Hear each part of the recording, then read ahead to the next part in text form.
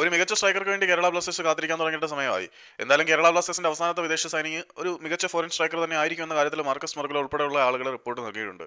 Kerala Blasters അതിനുവേണ്ടി 3 top notch സ്ട്രൈക്കേഴ്സിനെ short list ചെയ്തിട്ടുണ്ട്.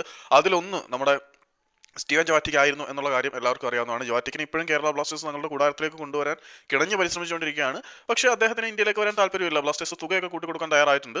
അതുകൂടാതെ മോണ്ടനഗ്രൻ സ്ട്രൈക്കറായിട്ടുള്ള സ്റ്റീവൻ ജോവാറ്റിക്കിന് പിന്നാലെ കേരള ബ്ലാസ്റ്റേഴ്സിന്റെ ലിസ്റ്റിലുള്ള മറ്റൊരു താരം നമ്മുടെ IFTWCയുടെ കണ്ടന്റ് റൈറ്റർ ആയിട്ടുള്ള റജിന്റെ റിപ്പോർട്ട് പ്രകാരം ഉറുഗ്വേൻ സ്ട്രൈക്കറായിട്ടുള്ള ബാഴ്സലോയാണ്.